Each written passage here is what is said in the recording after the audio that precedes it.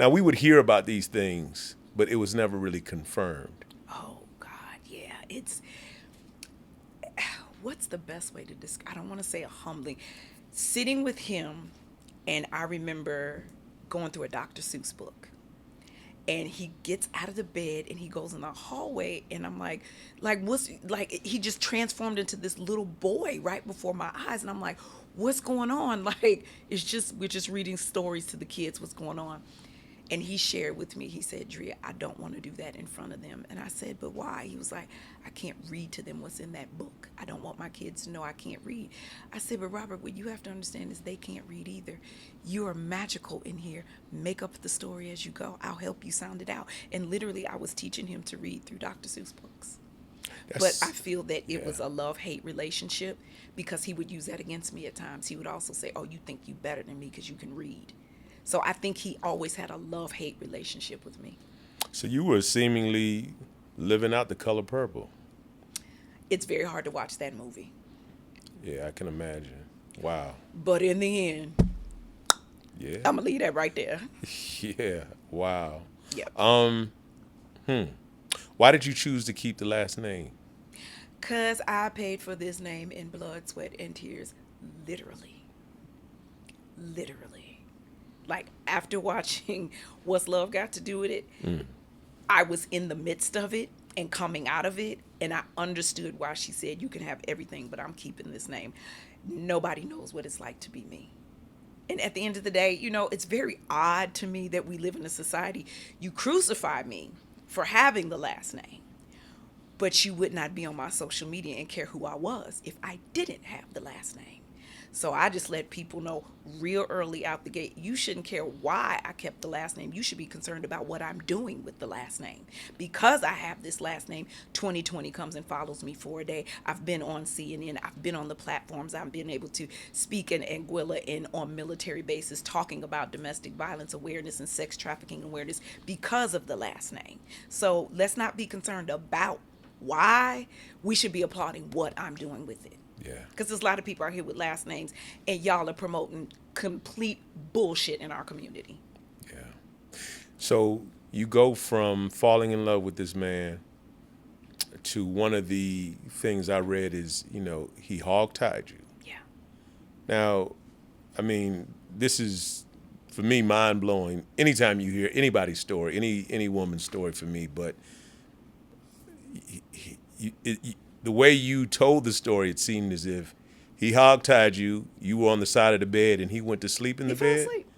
He fell asleep. And how many hours were you tied up? I don't even know. I just remember being like, all right, think. You are a dancer. You're flexible. What can you do? I know I can get my feet as close to my head as possible. Like, literally, it felt like a scene out of the movies where they kidnap somebody and throw them in the back of the van, and then they cut to the scene where the person just been there for hours, and all of a sudden you're like, okay, so either I'm going to figure out how to get out of this, or when he wakes up, I don't know what monster. I don't know if I'm getting the teddy bear or the grizzly bear when he wakes up. I was like, yeah, okay, I'm getting out of this. It was crazy. Like, if there was social media back then, that would have been a mess. Like, literally me escaping, running out the house, running down the street, in the park, hopping the fence, and he's chasing me. So wait a minute. After he wakes up? Yeah.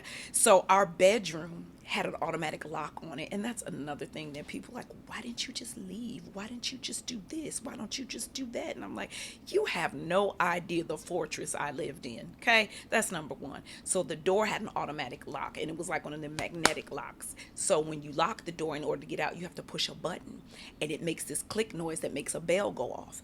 So I'm like, even when I get out of this, I gotta push that damn button, and that, oh, okay, how do you, so I had to be lightning quick, like push it, open the door, click. That's what woke him up. So you woke him up because you eventually got out. Yes, running down the stairs. So I'm like, shit, I got to get down all these stairs to the front door. I'm like, there's no time to grab a purse. There's no time to grab shoes. There's no time to do anything. I got about 10 seconds to get from that third floor down to the first floor to get to the door and out the door. I was like, okay, here we go. And me and him running down the damn street looking stupid. Yes. Before social media. Before social media, thank God. Because I could only imagine right now, the headlines: R. Kelly and wife running down the street. She's screaming and hollering barefoot. Because he always kept a very tight veil around him that you couldn't really, almost impenetrable, so to Yeah. speak. And so this happens. What was it like when he caught up to you? What transpires at that point? Immediate, you're thinking I'm gonna die. So That's your first what's thought. he saying to you when, like, how did that play out? He catches up to you running on foot. He finally catches up to you. Yes. So he ain't stopped. No, no. I'm thinking, okay, we out in public. He ain't gonna act a fool out here because there's people watching. Ah, was I wrong? But again, it's all in the book. Jay, this is gonna be one hell of a book. You know, I've been on the fence about the book too. Well, I mean, if I may, and I say this to you because, I mean, we've talked before, but kind of hearing you now, I understand your therapy, right?